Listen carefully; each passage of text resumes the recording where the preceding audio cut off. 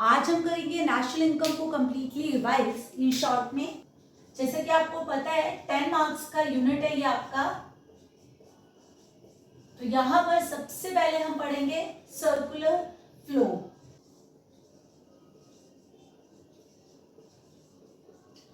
अब बात आती है सर्कुलर फ्लो ऑफ इनकम क्या है। देखिए सर्कुलर फ्लो ऑफ इनकम के अंदर हम 3 पॉइंट्स पढ़ने वाले।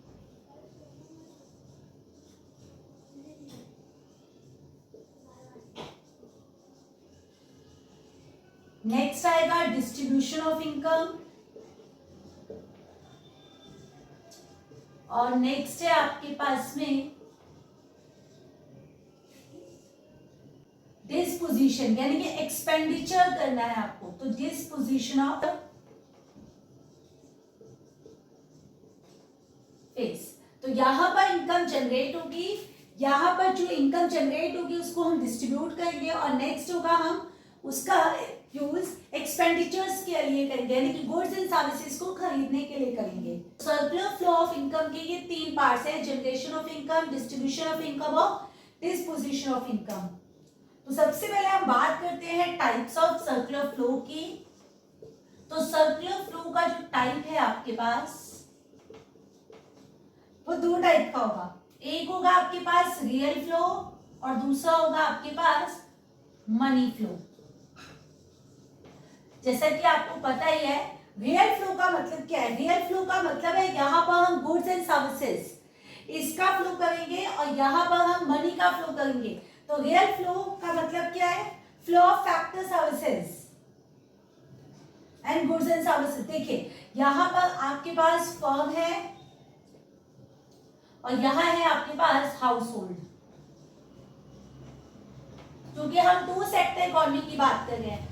तो फर्म ने क्या किया, देखिए हाउस होल्ड क्या कर रहा है, हाउस होल्ड फर्म को दे रहा है फैक्टर सर्विसेज, वो दे रहा है फैक्टर सर्विसेज। फैक्टर सर्विसेज क्या होंगी आपके पास में, जैसे कि यहां पर लेबर,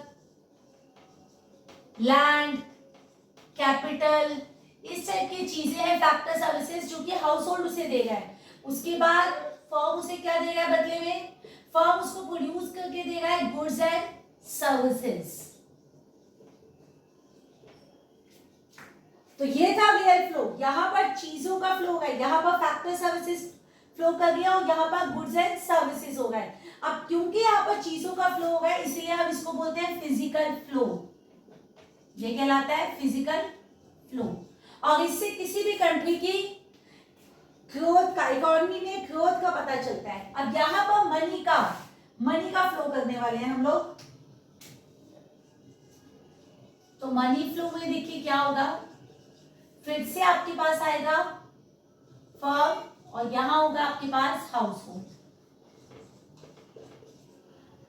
तो देखिए फर्म क्या करेगा हाउस होल्ड को, क्योंकि हाउस होल्ड ने उसको फैक्टर सर्विसेज दिए थे तो उन सर्विसेज के बदले में वो पेमेंट करेगा। तो ये आ जाएगा फैक्टर पेमेंट्स। अब फैक्टर पेमेंट्स क्या है, देखिए लैंड दिया था तो बदले में उसके लिए मिल गया रेंट, लेबर दी थी तो उसको मिल गया वेजेस, तो लैंड, वेजेस, कैपिटल था तो यहां पर उसको मिल जाएगा इंटरेस्ट। इस तरह से फैक्टर पेमेंट्स होंगी। अब हाउस होल्ड देखिए, तो हाउस होल्ड के पास जो पैसे आएंगे वो फर्म को देगा, वो किस लिए, payment for goods and services, payment for goods and services. तो यहां पर मनी का फ्लो है इसीलिए हम इसको बोलते हैं नॉमिनल फ्लो।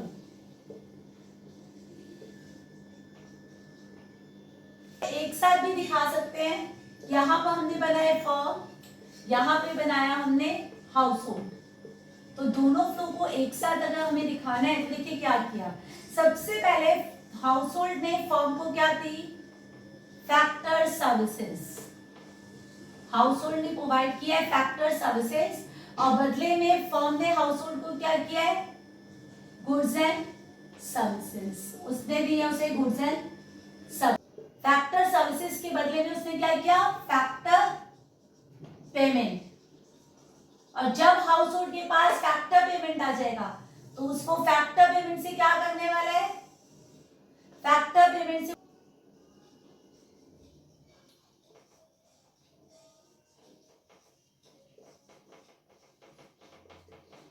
ये देखिए, तो यहां पर आपके पास बन गया, दोनों फ्लो एक साथ दिखा सकते हो, रियल एंड मनी फ्लो को एक सिंगल में भी दिखा सकते हो आप।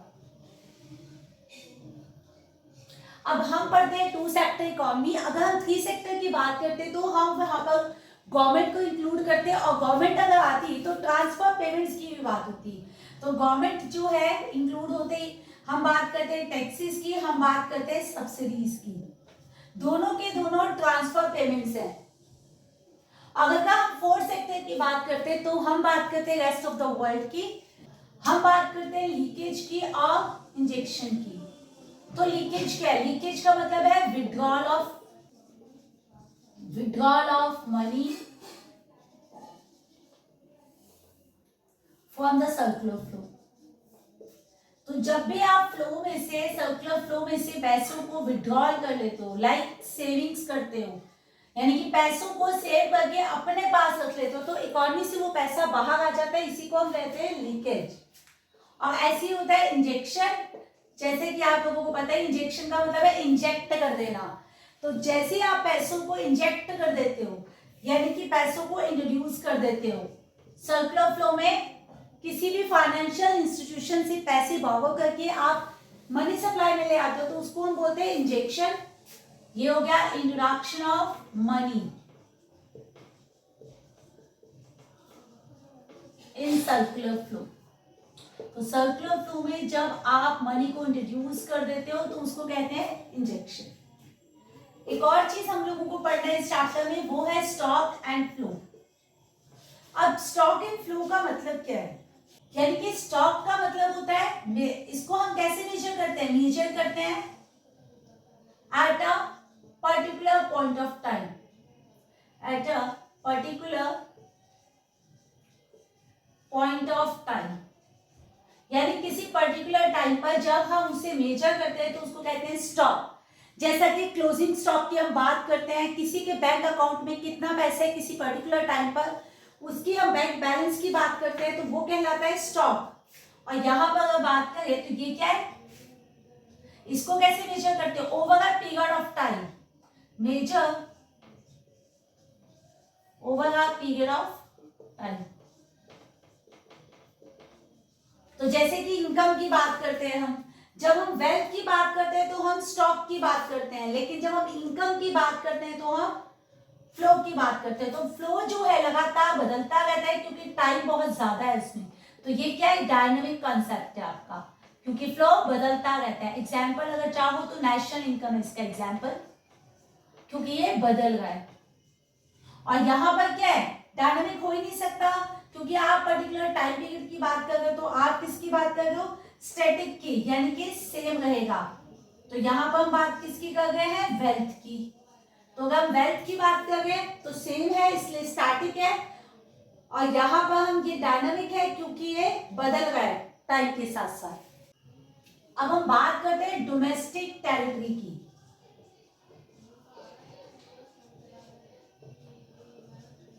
हम डोमेस्टिक टेरिटरी को इकोनॉमिक टेरिटरी भी बोलते हैं।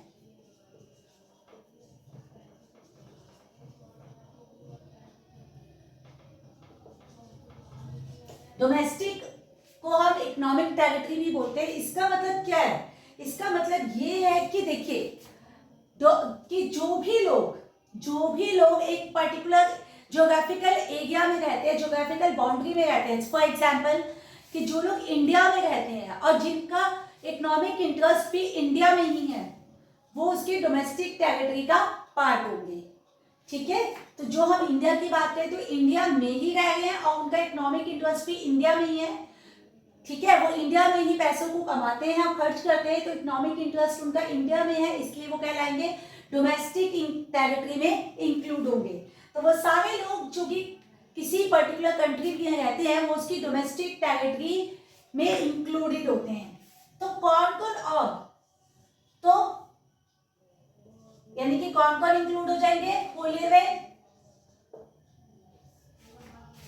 डोमेस्टिक टेरिटरी मतलब पर्टिकुलर टेरिटरी के अंदर, जैसे कि हम इंडिया की बात करें तो इंडिया में ही रह रहे हैं तो वो इंक्लूड हो जाएंगे, जो इंक्लूडेड हो गए हैं। उसके बाद आप बात करो फिशिंग वेसल्स की, ऑयल वेसल्स की, तो जिस कंट्री के हैं ये उसी की डोमेस्टिक टेरिटरी का पार्ट होंगे। Fishing vessels, oil vessel belongs to the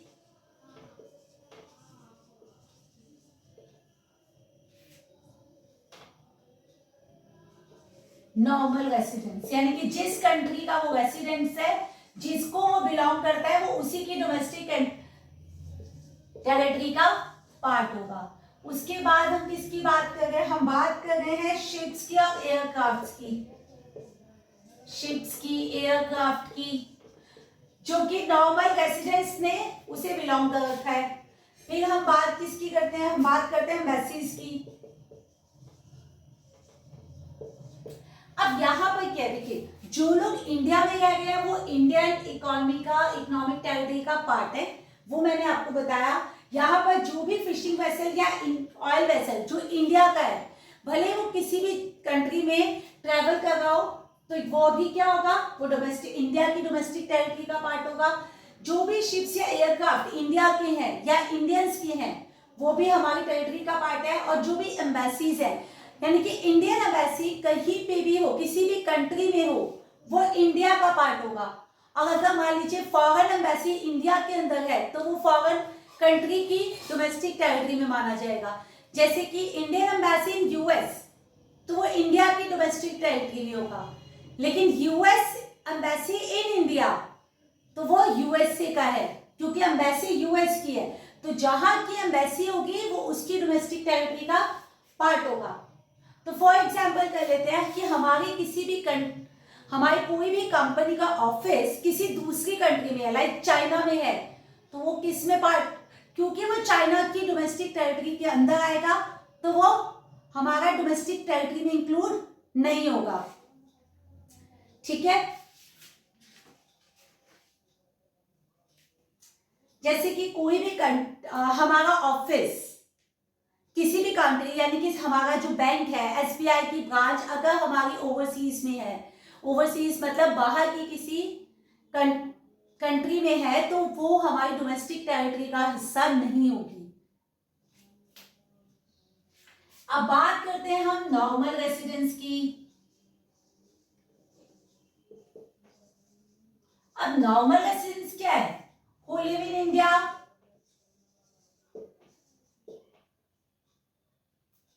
who live in a country more than 1 year, for more than 1 year। तो जो 1 साल से ज्यादा किसी कंट्री में रहते हैं, वो वहां का नॉर्मल रेसिडेंस हो जाता है। तो कौन कौन रेसिडेंट नहीं होगा? Who are not included.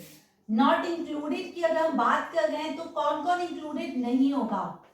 तो यहां पर foreign visitors, foreign visitors include नहीं होंगे।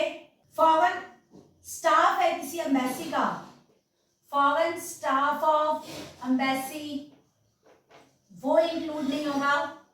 या फॉरेन ऑफिशियल थे, वो भी इंक्लूड नहीं होंगे। किसी इंटरनेशनल ऑर्गेनाइजेशन के जो मेंबर्स हैं, जैसे कि यूएनओ, वो भी इंक्लूड नहीं होगा। और ना ही उस ऑर्गेनाइजेशन में काम करने वाले बाहर के लोग इंक्लूड होंगे। अगर वो फॉरेन स्टाफ है तो वो इंक्लूड नहीं होगा, लेकिन वो इंडियन स्टाफ है तो इंक्लूड होगा।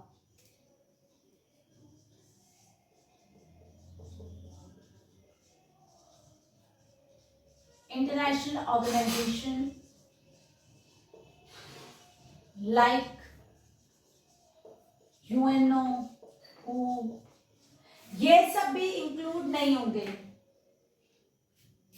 और जितने भी फॉरेन क्रू मेंबर्स हैं वो भी इंक्लूड नहीं होंगे। तो नॉर्मल रेसिडेंस में कौन होगा? जो कि कंट्री में रहता है मोर देन 1 ईयर, वो होगा नॉर्मल। और जितने भी फॉरेन विजिटर्स आते हैं, एम्बेसी का फॉरेन स्टाफ है वो, या इंटरनेशनल ऑर्गेनाइजेशंस जो है वो सब इंक्लूड नहीं होने वाली हैं आपकी। और जितने भी लोग बॉर्डर पे काम करते हैं, बॉर्डर वर्कर्स जो होंगे, वो भी इंक्लूड नहीं होंगे। तो वो देखिए, बॉर्डर वर्कर सिर्फ वहां पर जिस कंट्री को वो बिलोंग करते हैं उस कंट्री को इंक्लूड करेंगे, जहां वो काम करते हैं वो इंक्लूड नहीं होगा। Border workers include included in the country in which they live. तो जहां पर वो रहते हैं वो इंक्लूड होगा, जहां वो काम करते हैं वो इंक्लूड नहीं होने वाला है। सोचिए कि फॉरेन एम्बेसी का जो स्टाफ है, जो इंडियन स्टाफ है वो इंडिया में इंक्लूड होगा, लेकिन फॉरेन एम्बेसी का जो फॉरेन स्टाफ है वो वहां का, जिस भी एम्बेसी का फॉरेन स्टाफ होगा वो उसी फॉरेन कंट्री में इंक्लूड होगा, उसी का नॉर्मल रेसिडेंस कहलाएगा। अब बात करते हैं सिटीजनशिप की। तो सिटीजनशिप क्या होती है? देखिए, जहां पर भी किसी का बॉर्न होगा, बर्थ होगा, तो वहां पर उसको सिटीजनशिप मिल ही जाती है। ये लीगल कंसेप्ट है आपके पास में। तो जिस कंट्री में किसी का भी बर्थ होगा उसको वहां की सिटीजनशिप मिल जाएगी। यानी कि कैसे मिलती है? बाय बर्थ या फिर by the permission of government. तो गवर्नमेंट परमिशन से भी मिल सकती है, परमिशन ऑफ गवर्नमेंट। तो आप अप्लाई कर सकते हो किसी भी कंट्री में सिटीजनशिप के लिए, वहां से मिल सकती है, या फिर बर्थ, जिसका जहां बर्थ होगा उसको वहां की सिटीजनशिप मिल जाती है। जैसे कि हमारा इंडिया में हुआ तो हमें इंडियन सिटीजनशिप मिल गई। लेकिन अगर हमें बाहर किसी और कंट्री में, जैसे कि यूएस में सिटीजनशिप चाहिए, तो उसके लिए हमें वहां की गवर्नमेंट से परमिशन लेना पड़ेगा। जो वहां की गवर्नमेंट हमें परमिशन देगी तभी वहां की सिटीजनशिप मिलेगी। अब बात आती है फिर रेसिडेंटशिप क्या है। तो रेसिडेंटशिप जो होता है वो इकोनॉमिक कंसेप्ट है। ये जो है वो इकोनॉमिक कंसेप्ट है, यानी कि कोई भी पर्सन जो जहां पर रहता है और उसका इकोनॉमिक इंटरेस्ट जहां पर है वो वहां की रेसिडेंटशिप ले रखेगा। यानी कि कोई भी पर्सन अगर मोर देन 1 ईयर के लिए किसी दूसरी कंट्री में रहता है और वहीं पर उसका इकोनॉमिक इंटरेस्ट भी है तो वो वहां का रेसिडेंट कहलाता है। तो सिटीजनशिप लीगल है और ये इकोनॉमिक, क्योंकि यहाँ पर इकोनॉमिक इंटरेस्ट जो है रेसिडेंट का जुड़ा हुआ है, और जबकि ये लीगली जुड़ा हुआ है। 2 टाइप की होती है आपके पास, एक होती है ट्रांसफर इनकम और एक होती है आपके पास फैक्टर इनकम। अब ट्रांसफर इनकम का मतलब क्या है? ट्रांसफर इनकम का मतलब ये हुआ कि आपने कहीं पर भी फैक्टर सर्विसेज रेंडर नहीं की है। अगर आपने कहीं पे भी फैक्टर प्रोडक्टिव सर्विसेज नहीं की है तो विदाउट रेंडरिंग, बिना दिए हुए, तो विदाउट रेंडरिंग प्रोडक्टिव सर्विसेज, यानी जब आप कोई भी प्रोडक्टिव सर्विस नहीं देते हो और आपको इनकम मिल जाती है तो वो कहलाती है transfer income. For example tax जो गवर्नमेंट लेती है, पॉकेट मनी जो आप लेते हो, ओल्ड एज पेंशन, इसके लिए भी आपने कोई प्रोडक्टिव काम नहीं किया था लेकिन आपको मिल रही है, तो ये कहलाएंगे ट्रांसफर इनकम्स या ट्रांसफर। तो यहां पर फैक्टर इनकम्स क्या है? By rendering factor services. तो जब आप फैक्टर सर्विसेज देते हो तो मिलती है factor incomes, like wages, rent, interest, ये सारी चीजें आपको सर्विसेज देने के बदले मिलती हैं, तो इसीलिए ये कहलाती है फैक्टर सर्विसेज। तो ये फैक्टर इनकम है आपके पास, तो ये क्या है? अर्निंग, क्योंकि आपने काम किया और बदले में आपको पैसा मिला, तो ये अर्निंग कंसेप्ट है। जबकि ट्रांसफर इनकम में आपने काम नहीं किया लेकिन आपको पैसा मिला, तो ये रिसेप्ट कंसेप्ट है आपका। रिसीविंग हुई है लेकिन काम नहीं किया आपने बदले में, तो ये रिसेप्ट कंसेप्ट है और ये अर्निंग कंसेप्ट है आपका। अब गुड्स भी 2 टाइप के होंगे। अब हम बात करते हैं फाइनल गुड्स की और फिर बात करते हैं हम इंटरमीडिएट गुड्स की।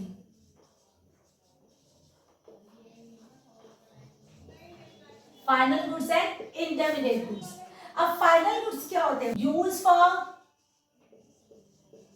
कंजप्शन, या तो आपने उसे कंजप्शन में यूज किया है, और फॉर इन्वेस्टमेंट, या फिर आपने उसे इन्वेस्टमेंट की पर्पज से लिया है।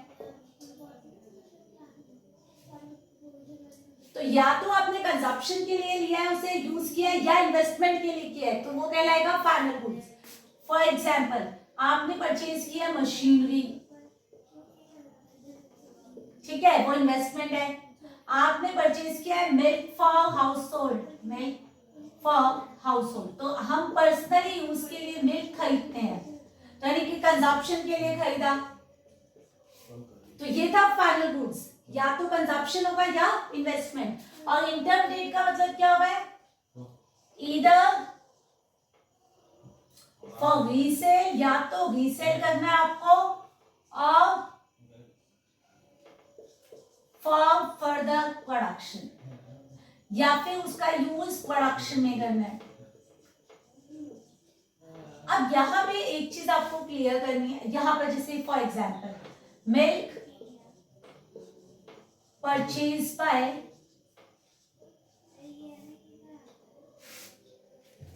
डेयरी शॉप, तो डेयरी शॉप वाला दूध इसलिए परचेज करता है क्योंकि उसे रीसेल करना है।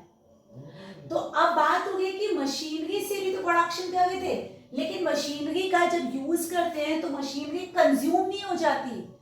अगर आपने वो चीजें खरीदी हैं जो कंज्यूम हो जाने वाली हैं, तो वो इंटरमीडिएट है। जैसे कि रॉ मटेरियल आप खरीद लो, वो आप उसका यूज आप प्रोडक्शन में कर लो और वो यूज हो जाएगा, तो वो कहलाएगा इंटरमीडिएट। लेकिन अगर वो यूज तो होगा लेकिन खत्म नहीं हो जाएगा, तो वो कहलाएगा इन्वेस्टमेंट।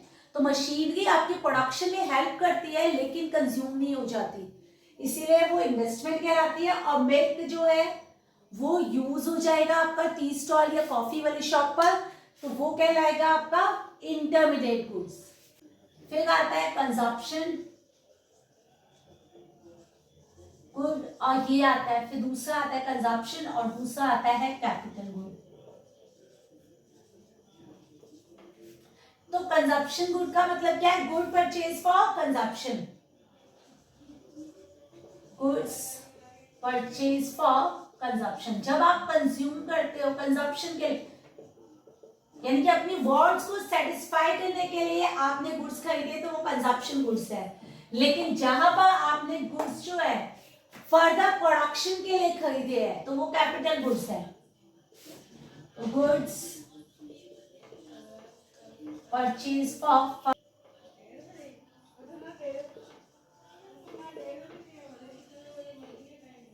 तो ये क्या कर रहे हैं? डायरेक्टली सेटिस्फाइड द डिमांड, क्योंकि हमने परचेज इसलिए किया है कि हमें वांट को तो डायरेक्टली सेटिस्फाई द वांट, तो इसने क्या किया? हमारी वांट को डायरेक्टली सेटिस्फाइड किया। और यहां पर क्या है? उसने हमारी वांट को इनडायरेक्टली सेटिस्फाइड किया।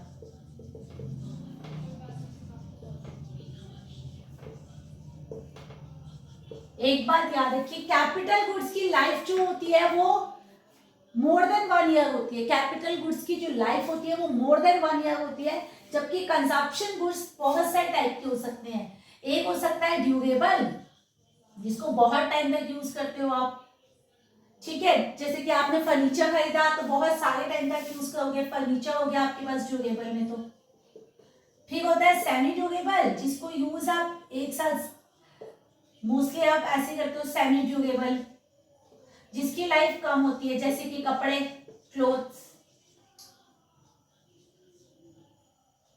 फिर आपके पास होता है नॉन ड्यूरेबल, जिसको यूज किया, वन टाइम यूज है, जैसे फूड आइटम आप खरीदते हो,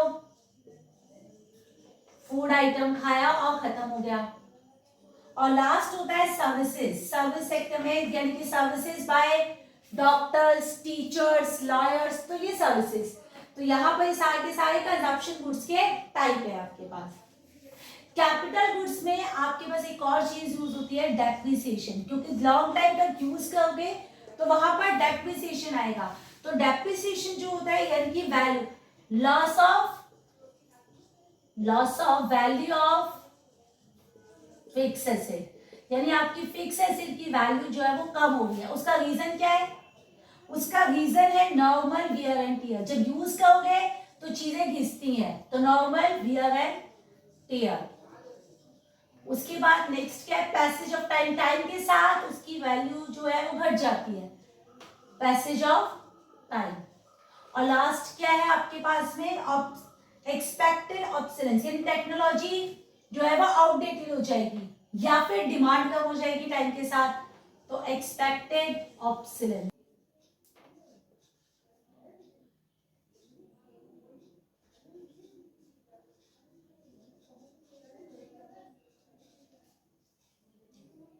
ये 3 रीजंस है डेप्रिसिएशन होने के। बाद आता है एनआईटी यानी कि नेट इनडायरेक्ट टैक्स। तो नेट इनडायरेक्ट एनआईटी निकालने का आपका क्या हुआ, इनडायरेक्ट टैक्स माइनस सब्सिडी। तो इनडायरेक्ट टैक्स माइनस सब्सिडीज। और आप जानते हो कि ये भी क्या है, ट्रांसफर पेमेंट्स, यानी कि ये भी ट्रांसफर पेमेंट्स हैं। ट्रांसफर इनकम्स होंगी गवर्नमेंट की और सब्सिडी ट्रांसफर पेमेंट होगी गवर्नमेंट की। तो गवर्नमेंट के पॉइंट ऑफ व्यू से ये ट्रांसफर इनकम है और ये ट्रांसफर पेमेंट है, क्योंकि ये वन साइडेड है। कोई भी प्रोडक्टिव सर्विसेज दोनों में इंक्लूड नहीं होगी है। अब आता है आपके पास में ग्रॉस। ग्रॉस का मतलब है इंक्लूडेड डेप्रिसिएशन, यानी ग्रॉस का मतलब है जिसमें डेप्रिसिएशन इंक्लूड है, इंक्लूडेड डेप्रिसिएशन। तो जब आप कोई भी ग्रॉस इन्वेस्टमेंट की हम बात कर रहे हैं, तो ग्रॉस इन्वेस्टमेंट का मतलब है एसेट्स की वैल्यू जिसमें डेप्रिसिएशन इंक्लूड होगा, तो वो कहलाएगी ग्रॉस इन्वेस्टमेंट। फिर आता है नेट। नेट का मतलब क्या हुआ, ग्रॉस माइनस डेप्रिसिएशन। तो ये नेट हो जाएगा आपके पास।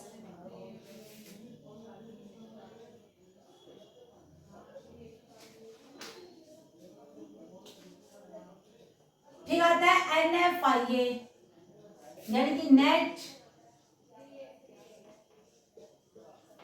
फैक्टर इनकम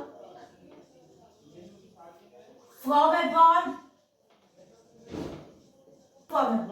अब इसे निकालने का तरीका क्या है, देखिए आपके पास यहां पर है आपके पास फैक्टर इनकम फ्रॉम अब्रॉड, यानी अब्रॉड से कितना पैसा आपके पास आया, minus factor income to abroad, कितना पैसा अब्रॉड में गया। तो अगर आपके पास आया ज्यादा और गया कम है तो ये पॉजिटिव होगा। लेकिन सोचिए अगर आया पैसा कम है, फ्रॉम अब्रॉड कम है, पैसा अब्रॉड से आया कम है लेकिन गया ज्यादा है, तो ये नेगेटिव है। और अगर आपके पास अब्रॉड से जितना पैसा आया है उतना ही पैसा गया है, तो ये जीरो है। इसका मतलब एनएफआईए जीरो हो सकता है अगर ये दोनों इक्वल हो जाए तो जीरो। अगर फ्रॉम अब्रॉड ज्यादा है, अब्रॉड से ज्यादा है तो पॉजिटिव, और अगर अब्रॉड से कम आया है तो ये हो जाएगा नेगेटिव। तो जब भी आपको नेशनल इनकम निकालना होता है तो नेशनल इनकम क्या होगा, domestic income plus NFIA.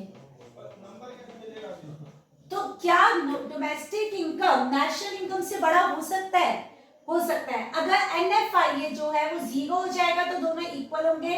NFI positive होगा तो नेशनल इनकम बड़ा होगा, एनएफआईए नेगेटिव होगा तो नेशनल इनकम डोमेस्टिक इनकम से भी कम होगा आपका।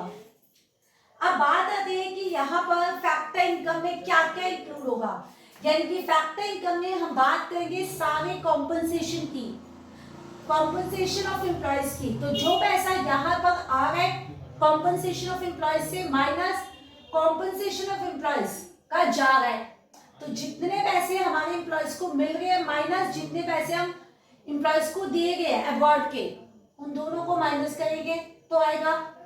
उसके बाद जो भी हमारे पास बिजनेस बाहर हमारे सेटअप है वहां से जो पैसा आ रहा है माइनस जो पैसे अवार्ड को जा रहे हैं वो माइनस करेंगे। और लास्ट होगा आपके पास में रिटेन अर्निंग यानी कि प्रॉफिट्स। तो हमारे पास हमारे फॉरेन इन्वेस्टमेंट से जो पैसा आ रहा है वो माइनस जो अब्रॉड जा रहा है। तो इसमें तीन आएंगे आपके पास, कॉम्पनसेशन ऑफ एम्प्लॉयज, उसके बाद आपके पास प्रॉपर्टी ऑफ एंटरप्रेन्योरशिप से जो पैसा आता है, और तीसरा आएगा आपके पास रिटेन अर्निंग। तो पहला हो गया नेट कॉम्पनसेशन ऑफ एम्प्लॉयज, तो एम्प्लॉयज से जो कॉम्पनसेशन आ रहा है वो। दूसरा होता है आपके पास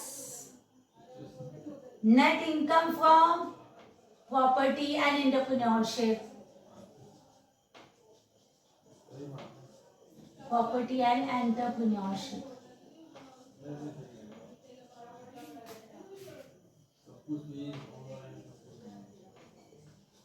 और लास्ट होगा रिटेन अर्निंग।